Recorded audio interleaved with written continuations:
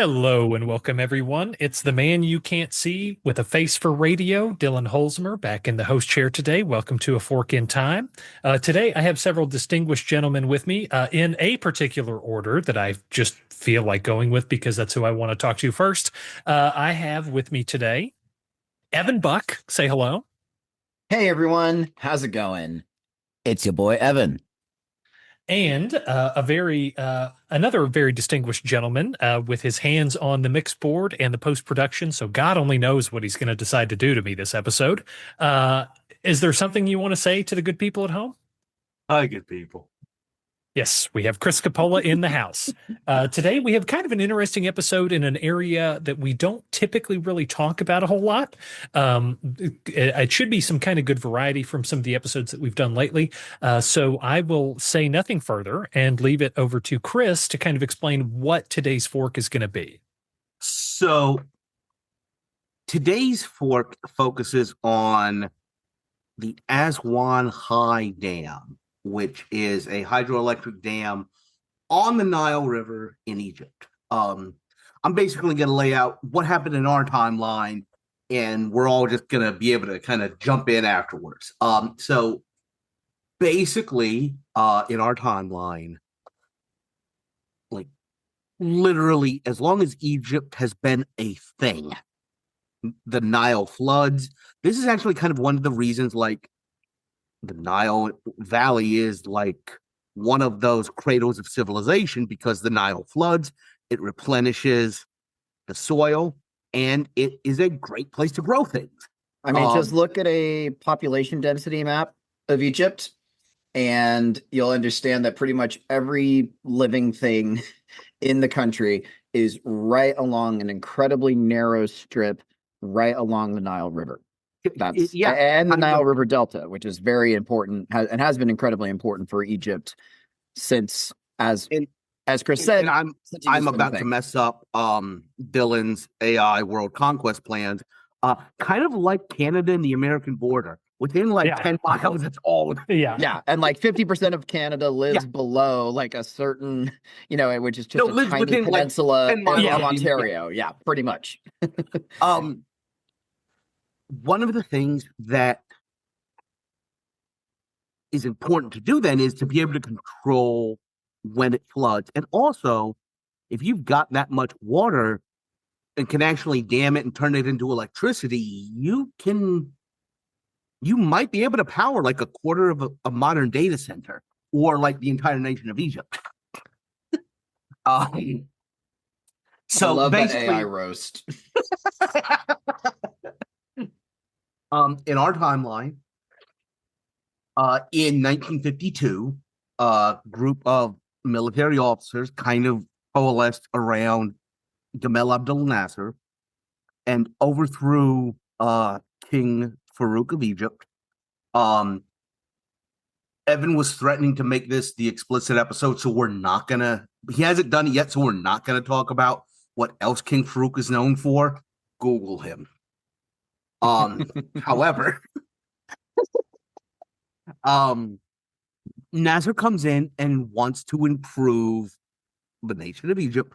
One of the things he tries to do is to get funding from the United States to build a dam on the Nile River that will allow him to, again, regulate the agriculture, generate all the electricity he will ever need. And it's the World Bank, which is essentially the U.S. and the West. Right. Yeah. And basically the U.S. and the World Bank say no. And he says, okay, cool. Soviet Union, how about you? Do you want to help me? To basically put up the collateral and kind of help along the dam project, he decides to nationalize the Suez Canal. No parallels at all to, I feel comfortable saying that, like, Hormuz is still going to be a thing whenever we drop this. More likely than not, yeah. I mean, Nasser basically wants to make Egypt great again, make the Arab states great again. He's going to build a dam and make either the West or the Soviets pay for it. And he is intending to make the West pay for it. He nationalizes the Anglo-French Suez Canal Company. He basically says, we now run this, and will basically toll all of the ships that go through there to help finance this dam. At this point, still the British are a thing, as are the French. They take a dim view of this and start conspiring with Israel to do something about this. So, and I think Dylan and I off podcast definitely mentioned another plug, Empire series. Great couple of episodes on this. Really great. Yes, fantastic. And basically what happens is they come up with a plan where Israel is going to say they were attacked and invade the Sinai, which is the peninsula, the desert that borders the eastern side of the Suez Canal. Israel is going to invade. Britain and France are going to claim their peacekeepers and go in and occupy the canal to drive both warring factions away from it, in no interest of their own, just altruistically to protect the canal because of how important it is.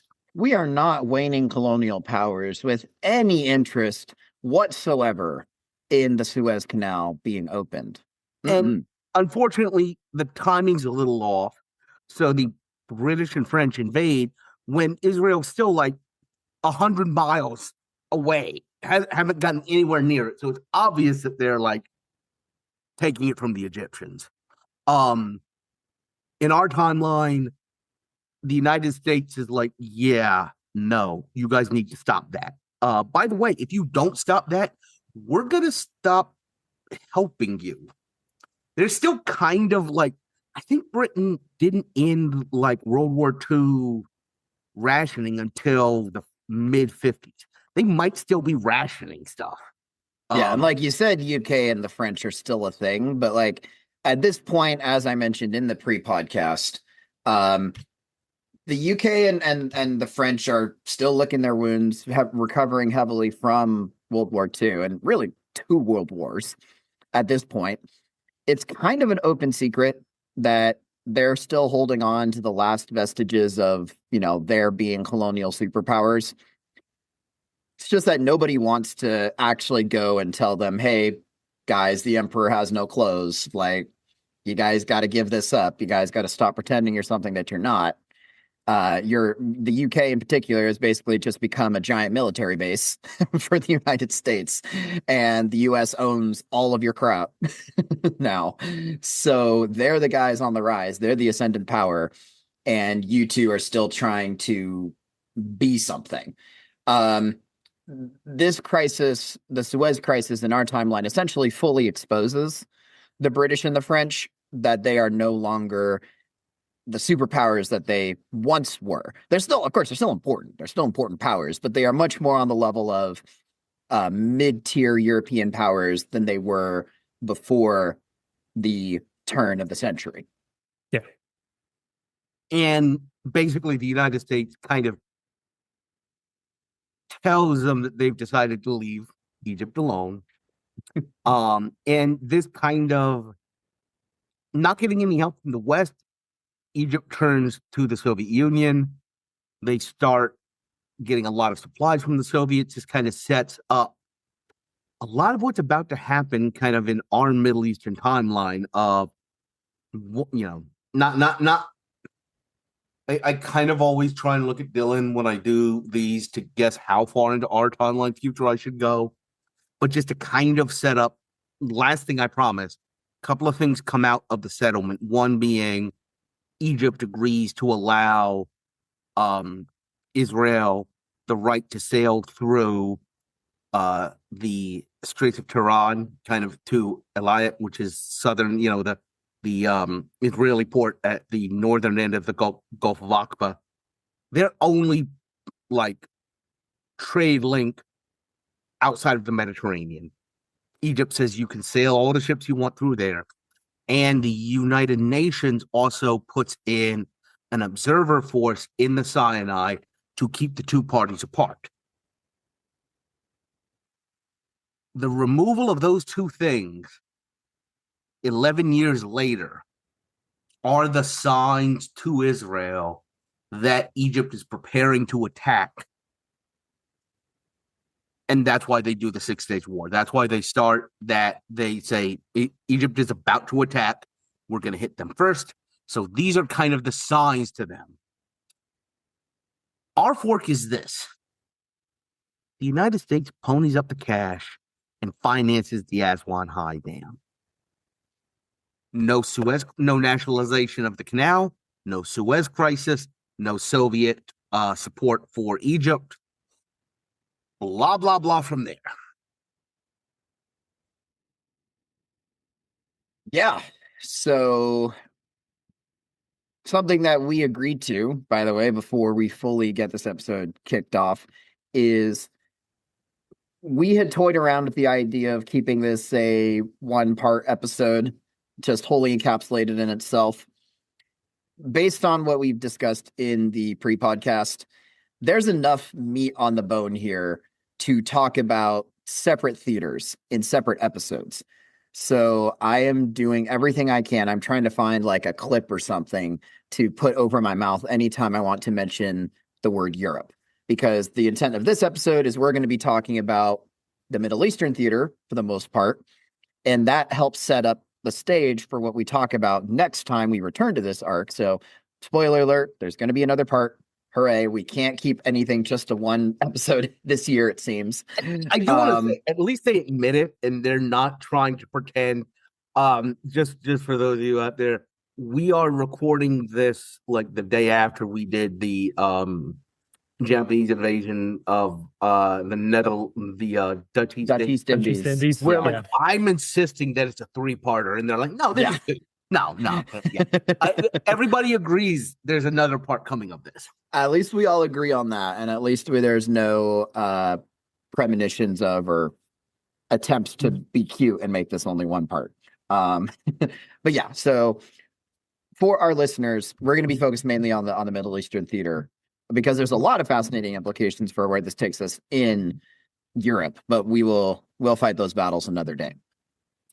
So I think the main thing that we can take from this just immediately is how this changes Middle Eastern dynamics between what I would call more of like a pan-Arab nationalist kind of vibe that we get mainly from our timeline. It leads to stuff like, the United Arab Republic between Egypt and Syria. And yeah, it's a little cool. This might win you in Jeopardy trivia one of these days, but Egypt and Syria actually used to be a unified country for a couple years, and in the late 50s, early 60s.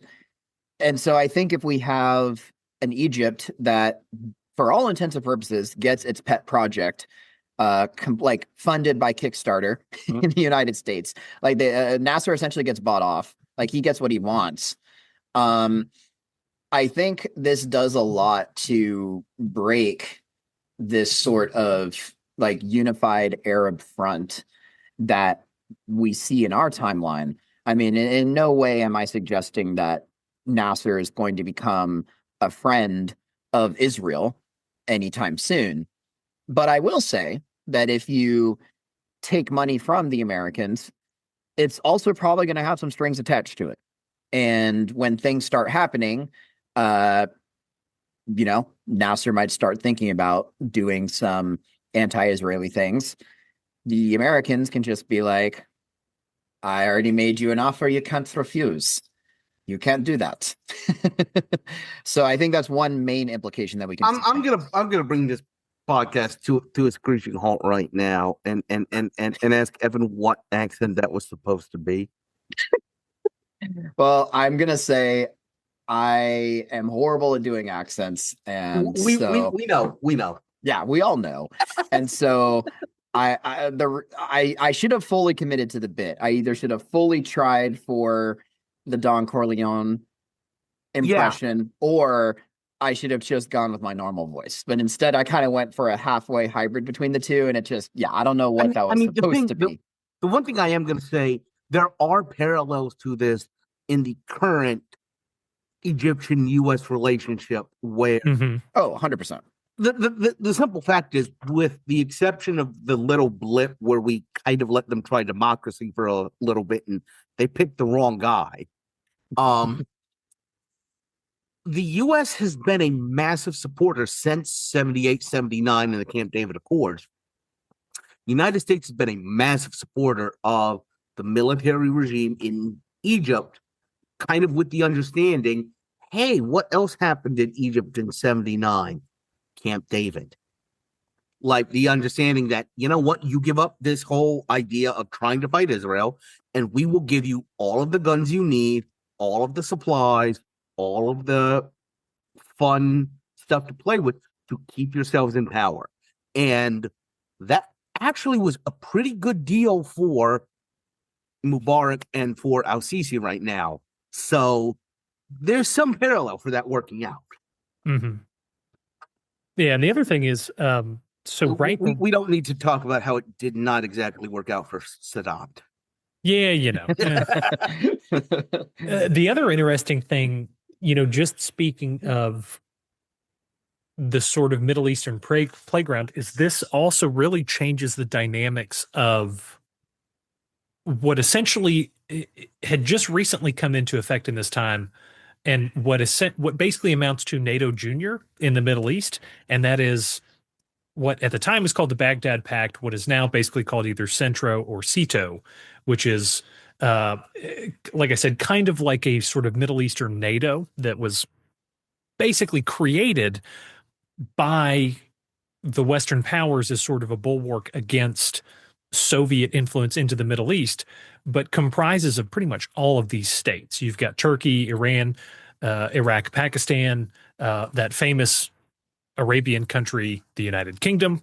But while the Suez Crisis is going on, there's these ongoing discussions of trying to get the Western powers, or trying to get countries like Egypt, like Saudi Arabia, like Syria, like Jordan, to join into this pact in sort of the sort of Western NATO domino theory kind of idea of, hey, we need a bulwark against communism. If we can get all of these guys to play along, that essentially precludes Soviet influence and intervention into the Middle East.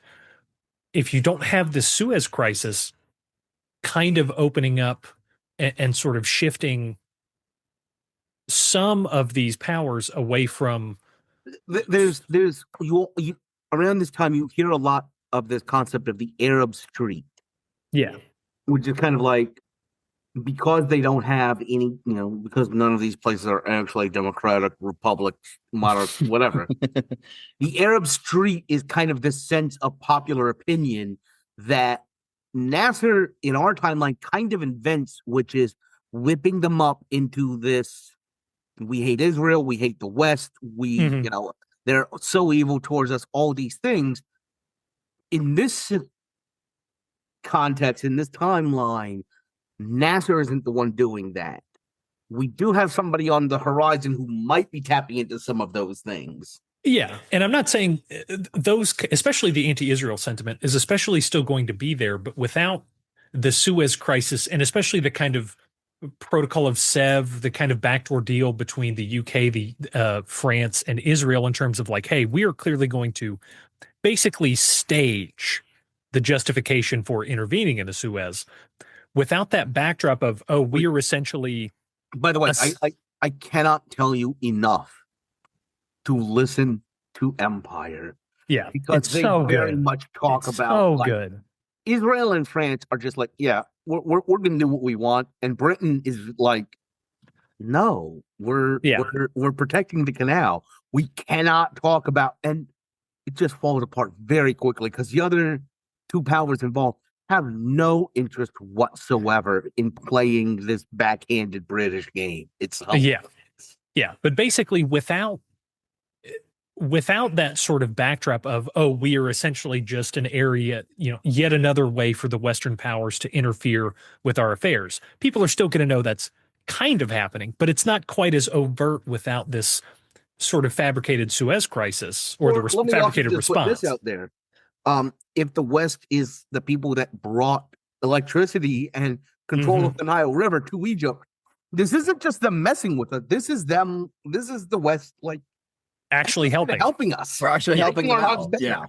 Yeah, and at the end of the day, I think what that does is it turns this kind of Baghdad Pact area and this sort of treaty less of a, hey, it's us united kind of against the outside world, and it's more, hey, this is kind of an interior Middle Eastern power politics game. So it's less of the treaty is kind of a unifying force against sort of the outside world, and hey, the treaty was formed as kind of a unifying influence against the outside world. But without Suez, you have guys like Egypt, people like Iraq, some of the bigger Arab countries, instead focusing inward and trying to essentially take supremacy inside the pact for whatever external objectives they have. And so I think one thing to not forget here as well is that, as Dylan and I noted in the pre-podcast, the parties of the Baghdad Pact originally are Iran, Iraq, Pakistan, Turkey, and the very famous island in Western Europe that is an Arab country, very much so, the UK. The UK actually is in this pact. We're going to talk about it a little bit more. When you think about what happens to the Truncal states after the end of India, that actually makes sense because in the late 50s, Britain still controls Kuwait, Bahrain, Qatar. So they do have possessions. They have interest in the region. Right. This is not something that we immediately necessarily you kind of forget about. You're like, oh yeah, that is a thing. Exactly. So, I think, and basically really at the end of the day, my main point is I think that's an interesting tonal shift for all of the diplomatic stuff that is going to happen in the late 50s and 60s, as now that the Suez Crisis is not this kind of unifying, semi-unifying anti-West, anti-Israel thing that happens. And so what do you guys think is the first kind of thing that happens as a result of Suez not becoming a problem in 56? So right next door, you were kind of looking at the Syrian crisis of 57. Yes, that was something that I wanted to bring up. Okay. But glad that you did it. Because it's the perfect segue. So I myself, before this episode, I wasn't super knowledgeable about, and I'm still not super knowledgeable about, but we'll wing it from here. About like Egyptian and Syrian relations in the mid to late 50s. All I knew is that they became the United Arab Republic. And while preparing for this episode, I was like, okay, what were the factors that led to that? Why did that even become a thing? And the Syrian crisis of 1957 was essentially one of the earlier fronts of the Cold War. We have like the pan-Arabist, nationalist sort of parties versus the more communist parties, Soviet Union trying to exert some soft power influence.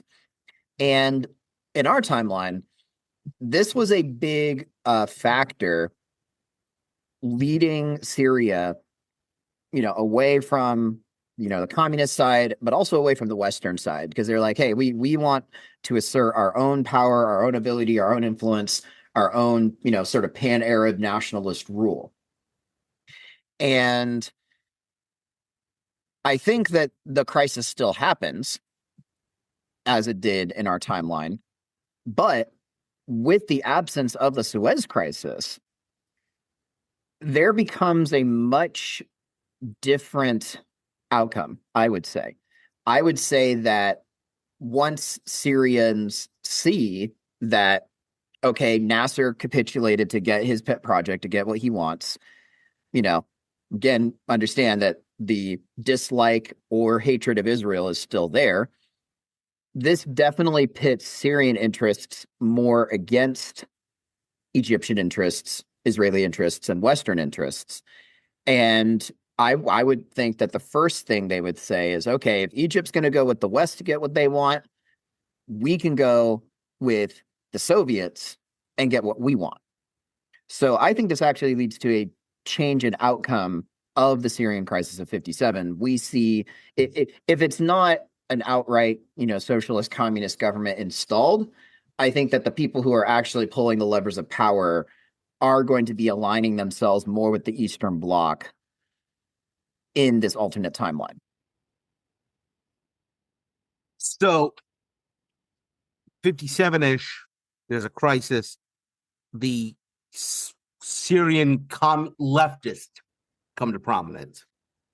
Dylan, do you want to talk about what happens right next door to that in 58?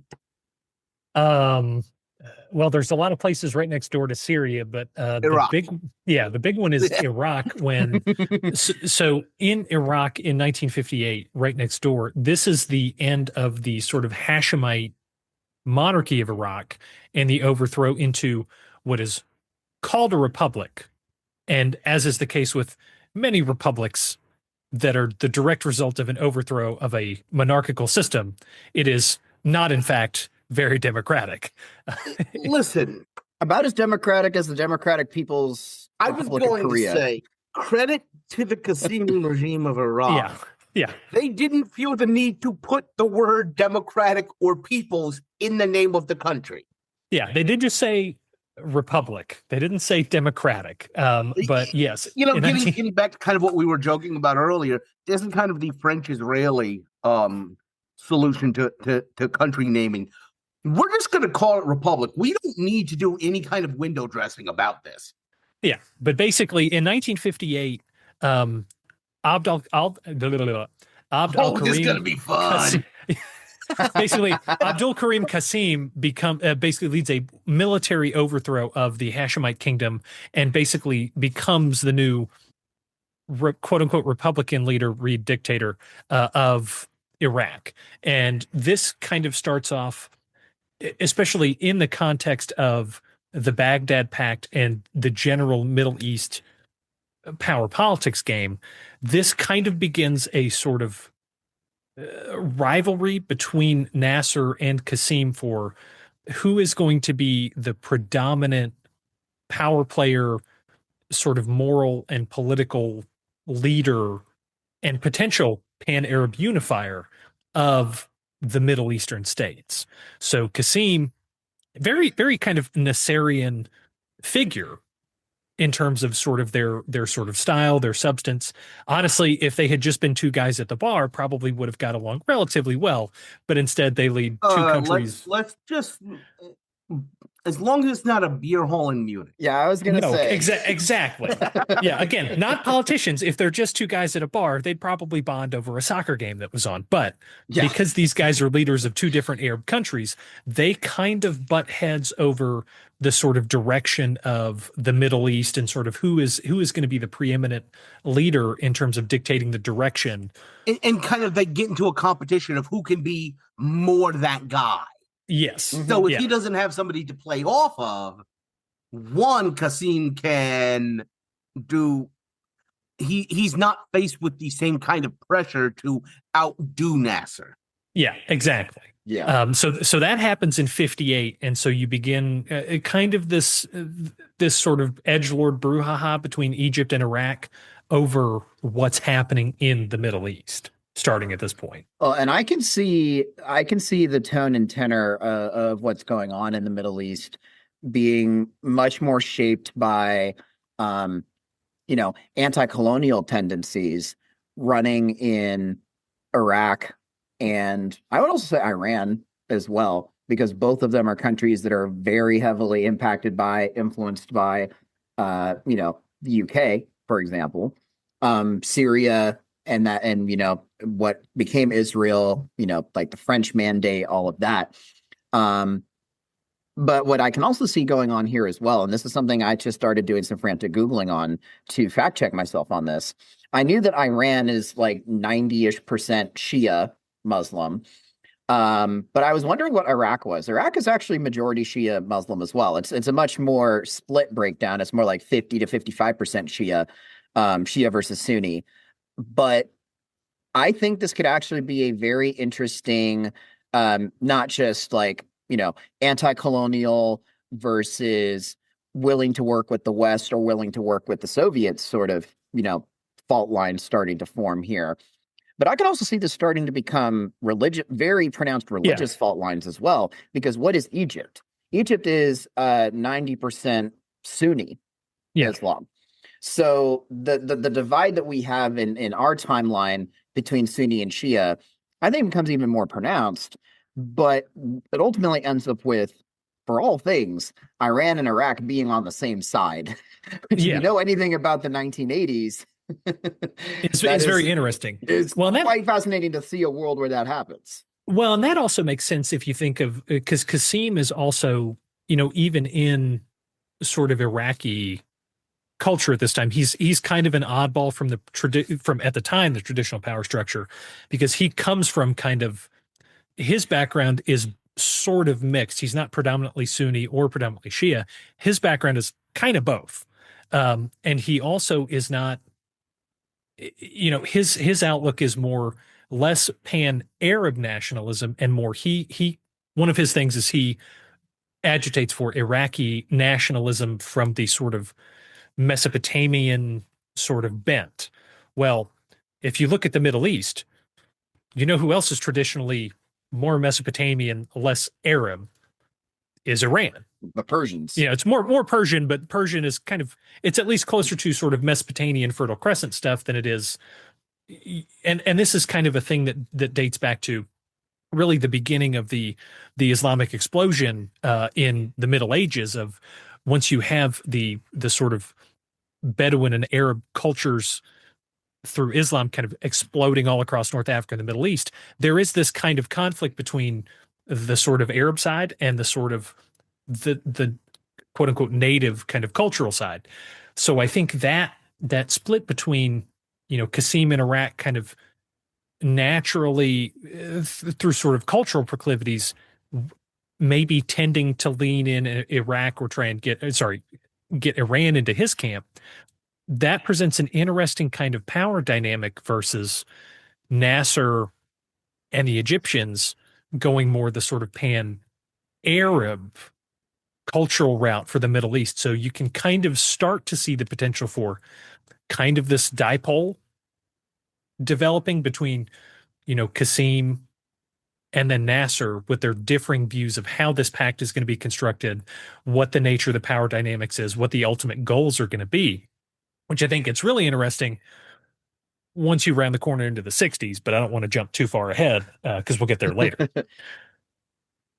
The one thing I'd say we haven't talked about a little bit, I do want to go back and just say, one, if we're talking the 50s in Iran, most of the deck is 54. In 54, we kind of put the Shah back on. I will say, I think that Persian Iran kind of keeps out of the Middle East. Yeah, and I was more speaking from sort of Qasim's perspective rather than what would necessarily be a true objective. Yeah, I think Qasim, the thing about anybody in charge of Iraq is they do not want to talk about anything sectarian. Yeah, because that's a natural problem for them. Mm-hmm. Yeah, they are very interested in coming up with something other than Muslim sect, because if you start talking like that, Iraq kind of stops making sense as being a thing. Yeah, and I think that's a very good point. And I think that would be more of a understood undertone of what's happening, of the dynamics going on. I definitely would not think or imagine that would be something that Iraqi leaders would actually be purposely fomenting, because they're unlike Iran, which is 90% plus Shia, they're much more I'll put it in heavy air quotes, multicultural. They're more 50-ish percent Shia, 40-ish percent Sunni. So they're not going to want to do anything that would explicitly, give rise to possible sectarian issues or violence. But it would be, I think, a very interesting power dynamic to see the clashing visions of, Nasser and the Iraqis in this alternate timeline, as opposed to what led up to the Six-Day War in our timeline, the original timeline, where most of the Arab world was pretty unified in what their overall plan and vision was. And that's what led to Israel attacking Egypt in the first place.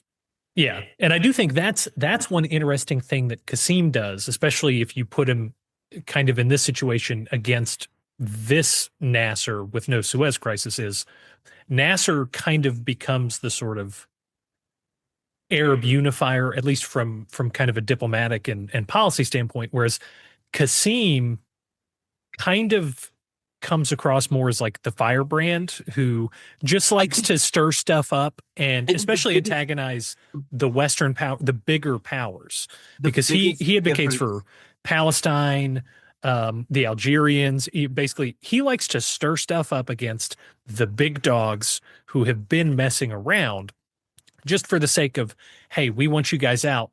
We're going to do our own stuff, and I'm going to throw whatever muck around I have to do to kind of start fires everywhere.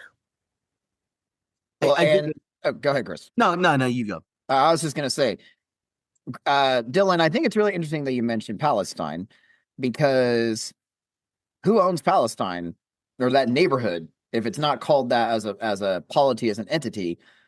Who owns that land right now? I forget right now. I forget if it's Jordan. It's Jordan. Yep. Yeah. It's Jordan. It's Jordan. And how we get the whole West Bank being a thing, being, administered by Israel, separate territory with its own aspirations for being its own independent state, that all happens as a result of the 1967 settlement.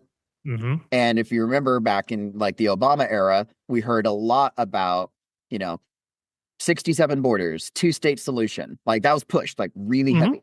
Mm-hmm. Again, that all happens because of 67. So, Chris, I'll throw this to you, because we mentioned a lot of countries in this neighborhood, but we haven't really mentioned Jordan yet. And where do we see them lining up on these ideological battlefields, and how does that change things moving forward? Because Jordan, initially, like, we might not see them as being like super critical, super important, but again, they own this chunk of land, which in biblical terms, it's Judea, Israel, Samaria, which is more like where the West Bank is in biblical terms. In our timeline, I'll just say they're an ally of the West. They're an ally of the U.S., pretty heavily supported and funded for similar reasons, I would say, to Egypt, but also for like counterterrorism stuff too, especially with the invasion in Iraq. But Chris, I'll throw it your way. What's happening with Jordan, and why does that matter? I think we should be talking about Jordan right after we talk about Iraq, because the king of Jordan, I find it very interesting that Dylan referred to the Hashemite king of Iraq. Yes, because it is also the Hashemite kingdom of Jordan. Yeah, just to get way back and not to get too into that, like, oh, Sykes-Picot is responsible for everything. Not quite. The Jordanian royal family is the brother of the Iraqi royal family initially at one point.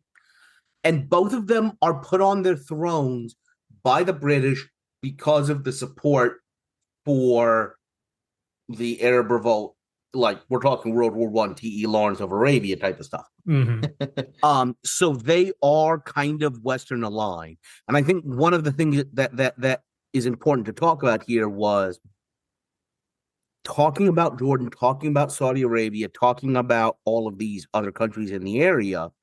In our timeline, the basic way to it really worked out this way that, hey, look at who's in charge. Why are they in charge? Is it because they're somebody's son? Then they're going to be pro-Western. Did they take power in a coup? They're going to be pro-Soviet. And that's what we're disrupting here. Are they going to be pro-Soviet or are they just going to be pro-Arab, anti-Western? And they're like, well, we'll work with the communists. No, they're not actually admit, they're going to be anti-Western. I think that's a better way of categorizing them. Yeah. And what happens in our timeline, and I did say I think Jordan should kind of be talked about with Saudi Arabia because they are a monarchy, they are a conservative power. They kind of think, and they did annex the West Bank in the 50s after the 48 war. They claim all of that. And I think it's important to draw the distinction that in the lead up to 67, the frontline states, the states that border Israel, Syria, anti-Western, wanted a war. Egypt, anti-Western, wanted a war. Jordan didn't. And Jordan kind of got bullied into that war and lost a lot because of it and really suffered a lot because of that decision. I think in this timeline, if you don't have the other two major frontline states pushing them to do something, I think Jordan takes a really different tact. And I don't think you have talk of the 67. I don't think you have a 67 war because you don't have Egypt, the major military power, pushing it.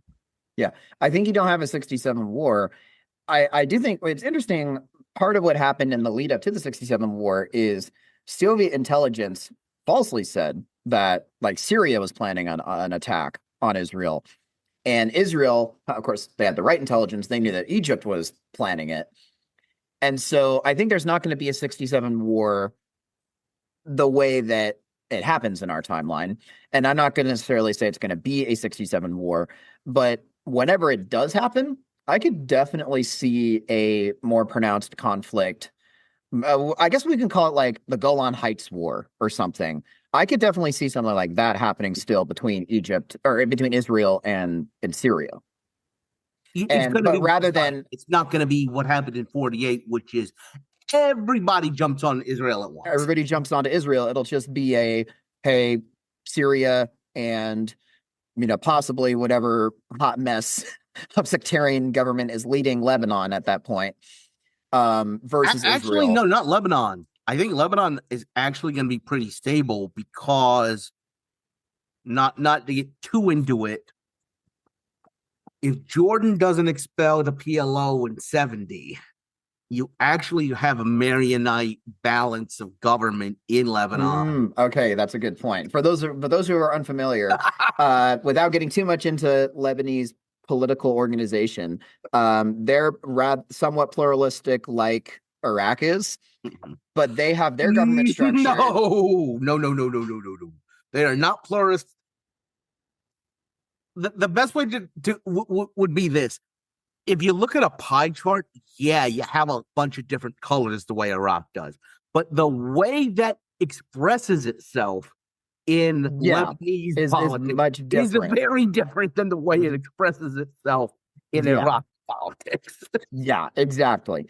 Basically, imagine if you had like a mandated, prime minister, president, leader of government that has to shuffle between different religions. That's what's going on in Lebanon. Actually, the way it worked was the deal was the president would be a Marionite, the vice president would be a Shia, and the speaker of the parliament would be a Sunni. Mm-hmm. Depending upon which group you belong to is which position you would have. Period. Yeah. So there was power sharing. Yeah, basically.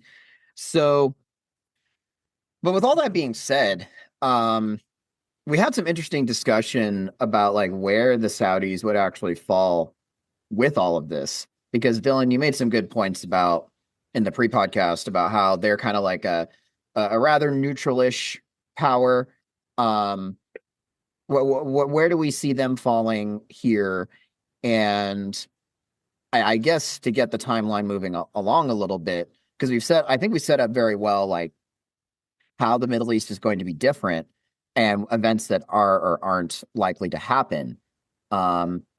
But yeah, Dylan, how about you lead us into a little discussion on the Saudis, and we can start thinking about where things are going to end up for part two, European Boogaloo.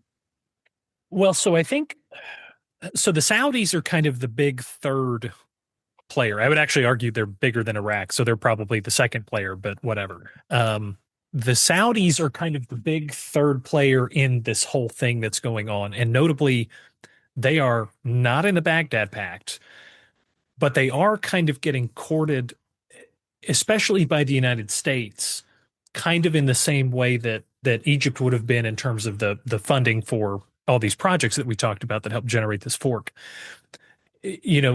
While all of this is going on, Eisenhower is trying to especially court the Saudis in furtherance of his Eisenhower doctrine, um, basically as a way to prevent the Soviet Union in reality. But the Saudis are really interesting because, for one thing, we've kind of talked about the 70s a little bit already. The Saudis, in response to the Suez crisis in our timeline, they use for the first time what at that point had been a purely theoretical trick that they'd talked about, but kind of like the Schlieffen plan in World War I, nobody knew whether it was going to work until they tried it. They use an oil embargo for the first time in the Suez crisis. In this timeline, that is still a purely theoretical exercise. It's in the back pocket, but nobody knows what it's going to do. And I'm glad you mentioned the Eisenhower doctrine, because the Suez crisis does a lot to blow up the Eisenhower doctrine, I would say, in our timeline. It's still going to be a thing, theoretically, in this timeline. Yeah, it's at least a policy proposal that they're still going to be advancing. And so Eisenhower is going to be courting the Saudis, particularly one for the Eisenhower doctrine, and two, we talked about how Britain still owns a lot of stuff on the Arabian Peninsula at this time. Well, in this timeline, the Brits are going to be continuing to try and play what they can still of the colonial game from what's left of the Balfour Declaration, because they still own all these oil producing bits of the Arabian Peninsula. Well, not they're going to be playing from Sykes-Picot. Balfour, yeah, sorry, not Balfour. The Sykes-Picot. You're right. I wasn't going to say anything, but yeah. But by the way, I did have somebody send fan mail. I do. We read the fan mail about me misspelling lose and loose. So yeah, we pay attention when we try and tighten stuff up. Yeah, but so there's this interesting. It becomes, I think, the Saudi experience in particular is less of a West versus the Soviet Union experience in terms of the influence that's coming on them. And it's much more of a tri-directional, because the US is going to be pressuring the Saudis to further the Eisenhower doctrine. The Saudis are naturally not going to want to really support the UK, in as much as they can, because the Saudis don't want the UK to have control of what they're going to kind of see as sort of their natural control of the Arabian Peninsula. But at the same time, they're also not really going to want the Soviets, because, the Soviets, one, are communist, and the Saudis aren't really directly anti-Western at this point. So it's kind of this weird mishmash that the Saudis are going to be. But essentially what I think is going to happen is the Saudis are going to kind of represent kind of the kingmaker position, in terms of, I don't think anyone individually in the Middle East is going to have a whole lot of pull to really get anything meaningful done. So the Saudis are going to have to be courted by everybody. And I think what really gets interesting is I forget if it's 62 or 63, but when Kuwait, thank you, Chris, 62, Iraq starts making angry, threatening noises about trying to take over Kuwait, which is at this point a British territory, or a British protectorate, whatever you want to call it. They're controlled by the British. Well, 62 is when they gain independence. Yeah, sorry. Yeah, 62, I think 60. Basically, all that's happening around the same time. Kuwait is getting threatened by Iraq under Qasem. Now, I think without Suez, because of this more fractured nature of the sort of Middle East and the Baghdad Pact, I can actually see Qasem in our timeline, it was threatened, but it was kind of averted, this invasion of Iraq. I can kind of see Qasim actually trying to go for an invasion of Kuwait in this timeline. We And get that the does, Gulf War 30 years earlier. yeah, and that does two interesting things. One, I think that at least temporarily bridges the gap between the UK and the Saudis because the UK wants to keep Kuwait. The Saudis don't want the Iraqis to keep Kuwait because they would rather try and finagle some way to keep Kuwait on their own. But also, you know who else is really mad about Iraq right now? Jordan. Because until recently, Iraq was a Hashemite kingdom. For about They were brothers-in-law. well, more than that, for about 4, 5, 6 months, they were actually essentially a personal union, a kind of confederation, because they were both Hashemite kingdoms. They actually were, had started making kind of tentative noises towards combining, and they had formed sort of a confederated government where they're two governments, but they're basically linked. So Jordan, I think what's going to end up happening is, you're right, Evan. It's going to be kind of a 30 years, 25 years early Gulf War, but it's going to be between Iraq, whatever support they can kind of finagle from people on one side trying to take Kuwait, and the Saudis with U.S. not military support, but funding and materiel, the UK and Jordan combining against Iraq to basically beat the snot out of them and push them back out of Kuwait. And I almost can kind of picture that being, Qasim gets overthrown, I think, in 64 in our timeline. I can kind of see an intervention to restore the Hashemite kingdom of Iraq as a direct result of their attempted invasion of Kuwait in this timeline. Now, when you say that, are you saying a personal union? No, that's off the table, I think, but at least restore the Hashemite kingdom to ruling Iraq. Because what that also does is that gets back to our old, oh, hey, where do I get my power from? It's from my dad. Okay, I'm going to be more supportive of Western versus non-Western. That branch got cut. Oh, did it? I was gonna say, Okay. I whenever something like this happens, I always have to look into if that is still a possibility or not, if they're actually still alive or not. Maybe there's a relative of the Jordanian ruler who they can put on the throne. I mean, just to spitball. The thing I do want to say, and I think this is important to think about, which is, one, the Hashemites were the rulers of Mecca. They got kicked out by the Saudis in the 20s. Yeah. So, and there is some, but the significance of the family is as the protectors of the holy places. Yeah. Well, the Saudis aren't going to let them have Mecca. They're not going to let them have Medina. What's the third one? What's the third holiest place? Jerusalem.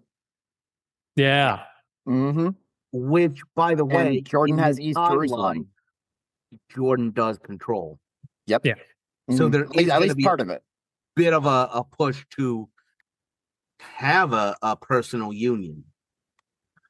Yeah, I can see the push for it. I think it was in our timeline, it was just so abortive when it did happen. It's hard to know what juice is going to get squeezed out of that. The other thing is, in our timeline, both of these people are like literally Arabian princes that have been put in charge of these. Yeah. And so if you're kind of trying to say we're not so much anti-Western, but we're undoing some of the damage that the West has done, there is an interesting argument to be made for a personal union between them. We will work with the West to defeat the West, kind of.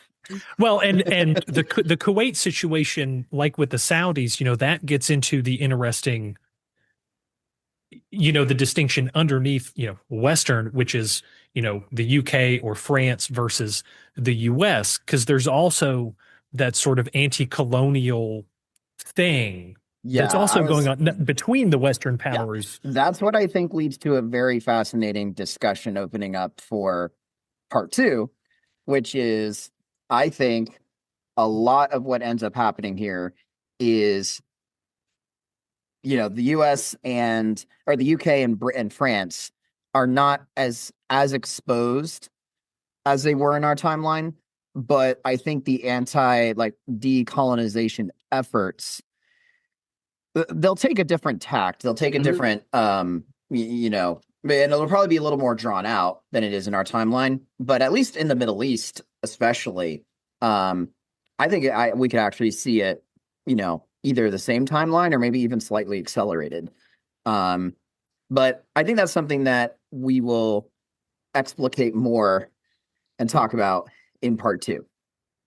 So, with all that being said, I think that's about as good a place as any to pause the train, get off, and take a look around, take in the sights, and then we'll hop back on the train back to Europe in part 2.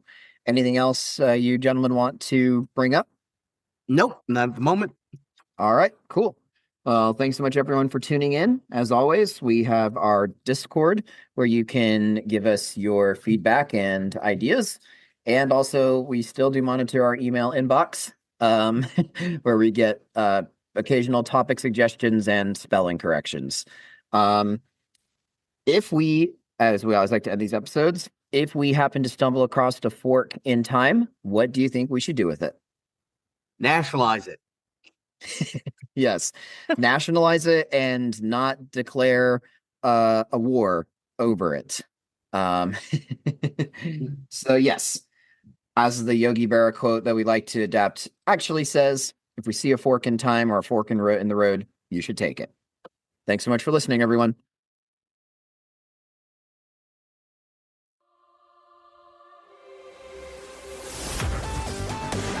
Thanks for listening to A Fork in Time, the alternate history podcast.